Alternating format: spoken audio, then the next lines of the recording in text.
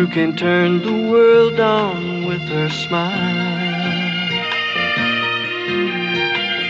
Who can take a nothing day and suddenly make it all seem worthwhile? Well, it's you, girl, and you should know it. With each glance and every little movement you show it. Love is all around, no need to waste it. You can have the town, why don't you take it? You're gonna make it after all. You're gonna make it after all.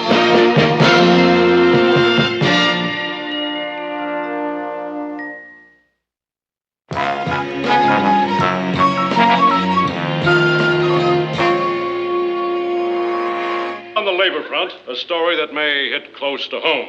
This is it. The Television Newswriters Union has so far failed to come to a negotiated agreement with the Association of Independent Television Stations.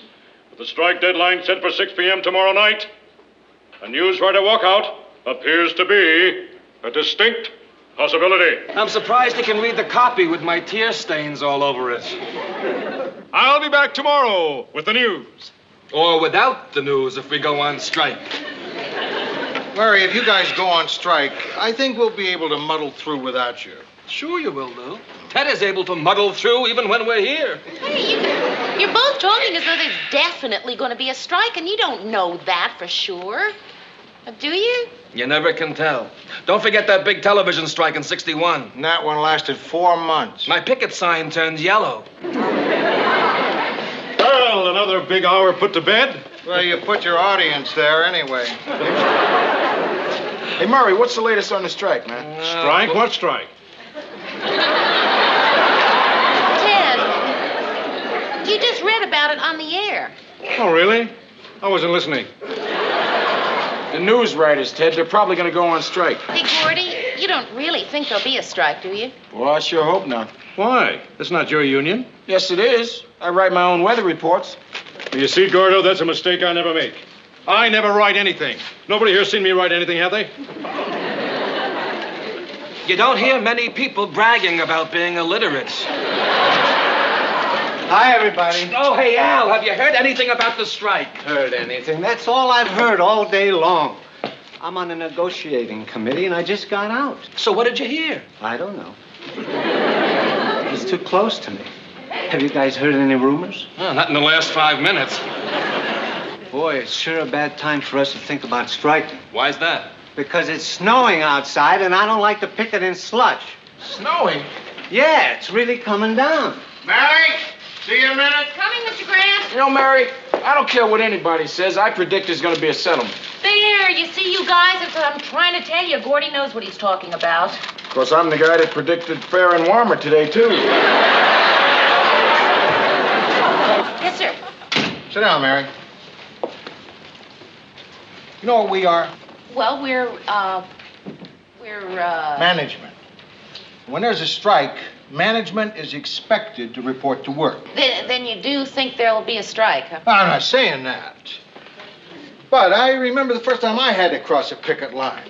Like you're going soon. I felt rotten.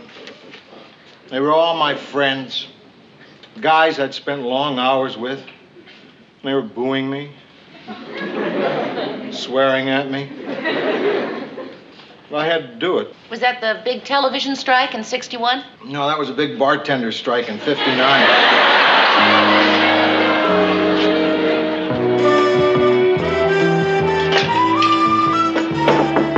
Come on in, Rhoda. I come bearing food. Good. I am starved. What'd you bring? Salad. Rhoda, you distinctly said that you were bringing leftovers. That's what was left over. All we got is 2 salads, huh?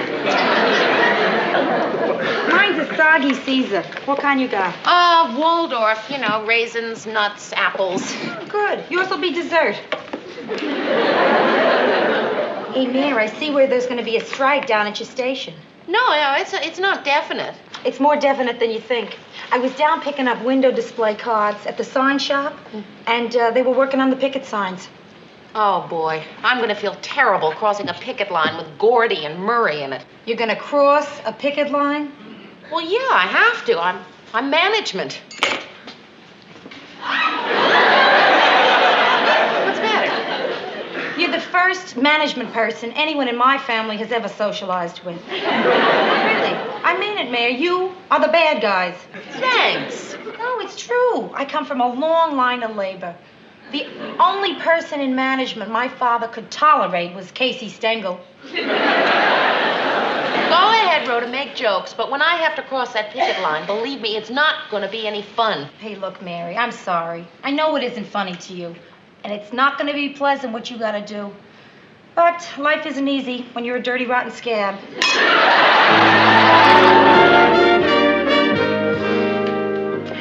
Well, wouldn't you think we'd have heard by now if the strike was on or off? It's on, Mary. I know it's on. There's no use kidding ourselves. I mean, I've been through this before, and I know what it's like.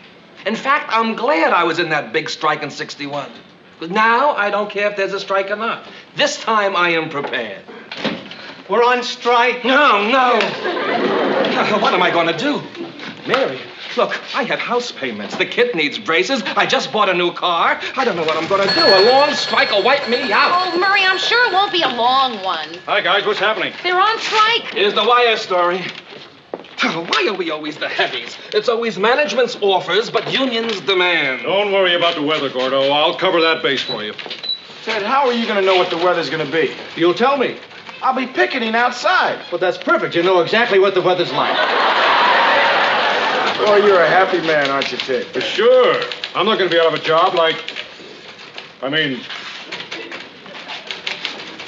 we want you to know that we in management wish you fellas the best of luck. Right, Lou? Ted, you're not management. What am I then? You want to take it, Lou? Nah, it's too easy. Ted, what are you doing standing around here? You're on the air in 10 seconds. Never fear, Lewis. When you've been doing this as long as I have, you'll learn to play it right down to the wire.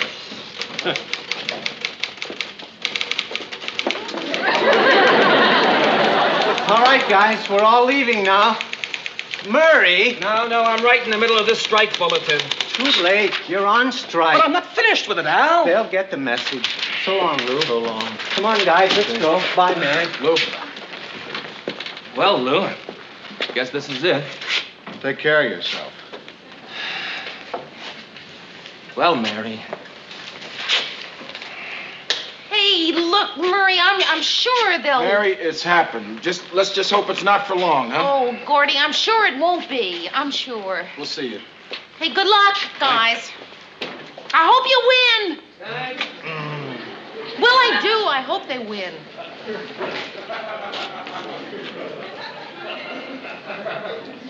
Well, here we are. The 6 o'clock news team. Plus, Ted. I've just been handed this bulletin. Here in the Twin Cities, negotiations broke down between the Association of Independent Television Stations and the television newswriters. The strike is now official, having begun just moments ago. Though union leaders are meeting at this moment with representatives of...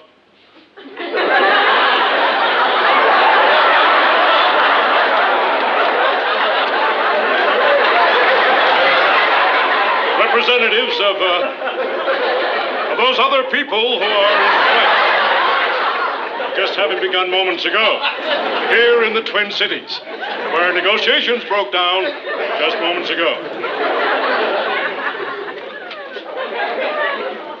Repeating that story.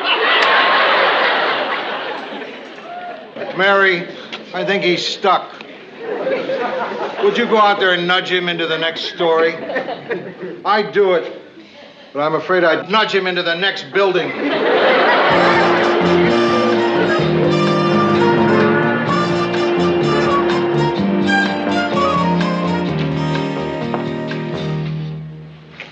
What do you say, management? Well, you were right, Mr. Grant. You said crossing a picket line wasn't going to be any fun. They give you a hard time?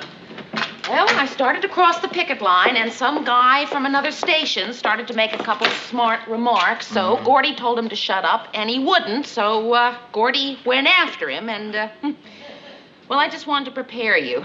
Prepare me for what? Well, when Gordy went after him, he handed me his picket sign. So?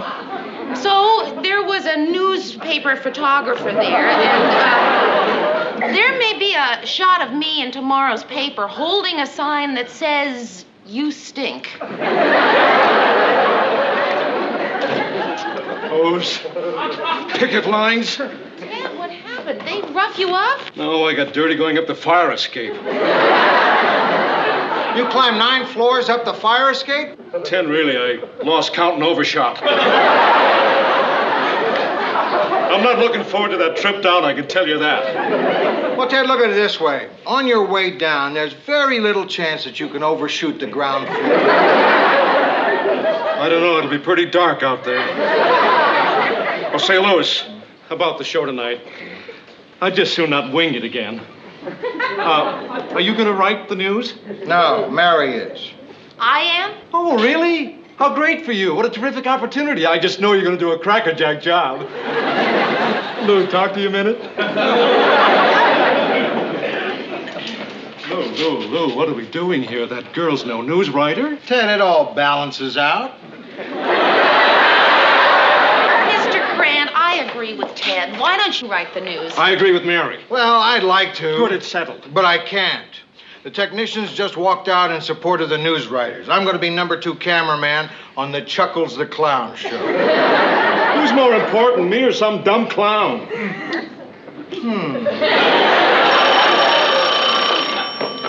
Newsroom? Yes? They did? Oh, wow. Yes, I'll tell him. Thank you. AFTRA is honoring the picket line, too. Oh. Who's he? Ted, AFTRA is your union, the American Federation of Television and Radio Artists. Artists? I've never drawn a picture in my life. I'm no artist. Ted, the point is you are going on strike, too. You mean I won't be anchorman tonight? Nope. You mean the show's not going to be on tonight? They're going to have to get someone to replace you. But they can't do that. I never even wanted to join a union. I'm an individualist. The union's never done anything for me. I mean, they just can't do it. Well, Ted, they've done it, and there's nothing you can do about it. I can complain to my union. Newsroom. Just a minute, please. Mr. Grant's for you. Say, Mary, I can do it if you don't tell anyone. No, Yeah. Ted. Yes, I can put on a mustache. Ted, they'd recognize your voice. I'll talk funny. Who are we going to get, Mr. Grant? Well, whoever it is, they can't use my blazer. It wouldn't matter, Ted. It won't fit the person who's filling in for you anyway. Oh, no. Oh, Mr. Grant. Hey, you don't mean it's going to be... No, Oh. Well, who then? me. You? Me. On the air? Me.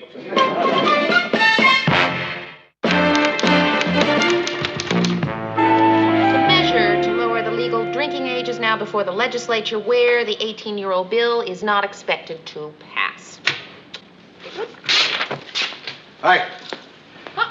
Mr. Grant, why aren't you in makeup? You go on in just a few minutes. I didn't have time, remember? I had to do camera on the Chuckles the Clown show. Who did they get to replace Chuckles? His producer. Boy, you know, I can't picture Herb Bernstein in a clown suit. I've been looking at him for a half hour and I still can't picture him. Well, you see, there's something, Mr. Grant. At least you don't have to go out on the air and make a fool of yourself. I don't want to talk about it. Let's see what you've been doing here.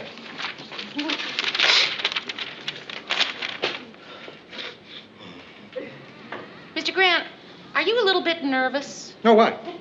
Because there's nothing written on that paper you're reading. Mary, I'm going to level with you. I'm a little bit scared to death. My hands get clammy if I have to talk to more than 6 people at a time. Here, feel them. Well, that's... Feel 'em. I Have you ever felt clammier hands than that? And those are just my hands.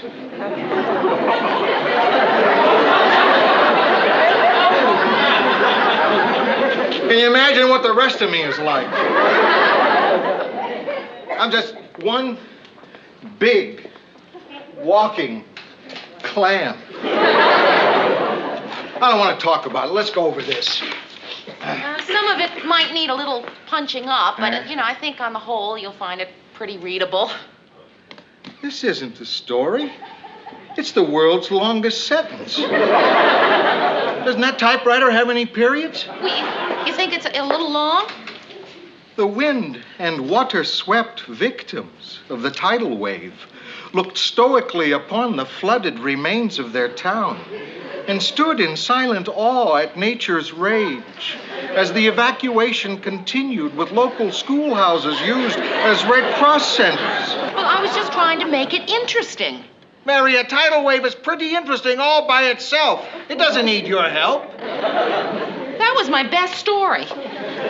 Your best story? Oh, my hair just went clammy. The measure to lower the legal drinking age is now before the legislature, where the 18-year-old bill is not expected to pass. Ah, that's all wrong. It sounds like the bill is 18 years old. Well, I'm doing the best I can. Oh, boy. That's all I need. One great thing about Murray, I could yell at him, but he never cried on me. Hey, Lou. Come on, hurry up, will you? You're on the air in a minute. Hey, Herb, why don't you do the news for me? No chance, Lou. I'm already doing 4 shows. Mr. Grant, you're going to be just fine, just fine. Just go in there and be natural and remember to smile. You can't have both things, Mary. Look, I'll have that legislature story for you before the end of the show. I'll never make it to the end of the show. Mr. Grant, your news. Oh.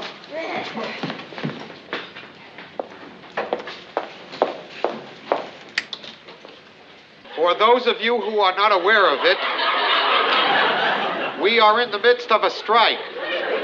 So management personnel have been filling in for the striking performers.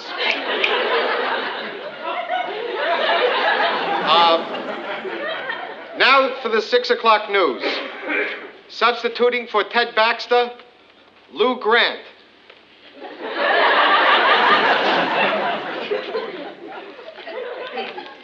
Good evening, ladies and gentlemen. This is Lou Grant with the 6 o'clock news.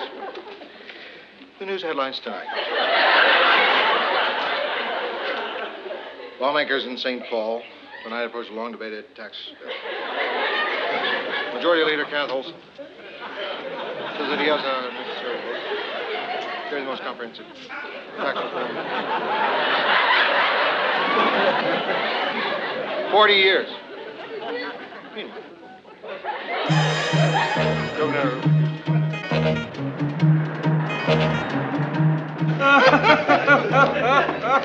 And when the sound boom came down in the picture, Lou looked like he was gonna bite it.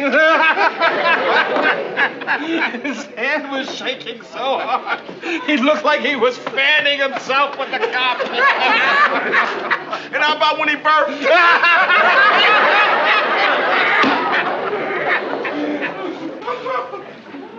2 scotches, Harry.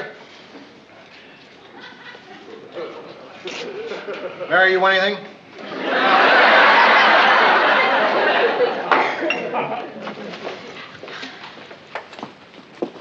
Hi, Mary. Hi. How are things on the inside? Oh, fine.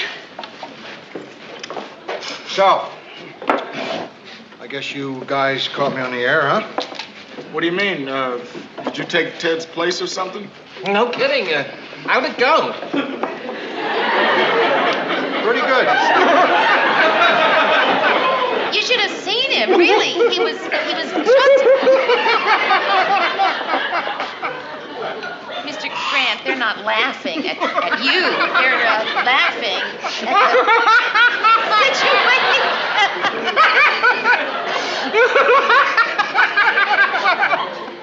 What about you, Mary? You laughing at the situation, too? We're not laughing at you, Mr. Grant. We are laughing, With me. But, Mary, I'm not laughing. Well, I've got to do it all over again tomorrow night. Okay, guys, I've got this whole thing worked out. Mary Lou, you can listen to this, too. Shove over, Gordy. You want to sign this, Gordo? It's a petition. I've got the perfect compromise to end this strike. This I gotta hear. What is it, Ted? Simply this, that your union accepts management's offer. Ted, management's offer is no pension plan, no health insurance, and a cut in pay. It's only a small cut. No chance, Ted. How about a drink, Mr. Baxter? Are you kidding, Paul? I'm out of work. I can't afford it. I'll buy you a drink, Ted, and I'll have another one. Oh, really? I'll have the usual, Paul. All right. A double scotch and a creme de menthe frappe. Paul, give me one of those hard-boiled eggs, too, will you? Boy, suddenly I feel so relaxed. Look, no clams. I'm a big cucumber, cool and dry. I sure wish I could do the news now. I saw you do the news, Lou. You were terrible. I know. That's because I made a mistake. What's that, Lou? I started drinking after the show.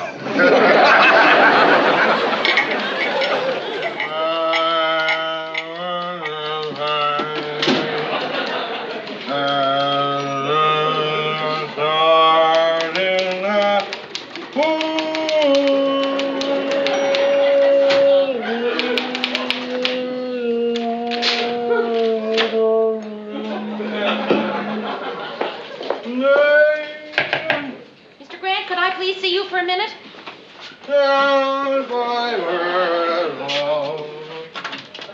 Who is it? It's Mary. Oh, of course, Mary. Come right in and sit down. Uh-huh. Now, what is it you want, Mary? Mr. Grant, I am going to say something to you now, and I hope you realize that I mean no disrespect whatsoever. I understand how you feel about your authority in the newsroom, and I would do nothing to circumvent that. Mr. Grant! Now, what did you want to say, Mary? Mr. Grant, you are in no condition to do the news tonight. No. I was in no condition to do the news last night. But tonight, I'm beautiful. I think you're a little too beautiful to go on. Thank you. Mr. Grant, what I mean is I can't let you. Can't let me what? Go on. Huh?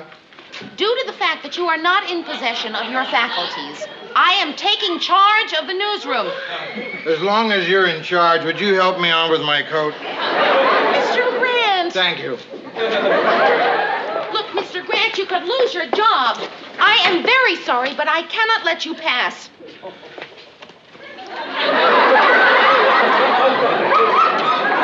Okay, go ahead. Go on.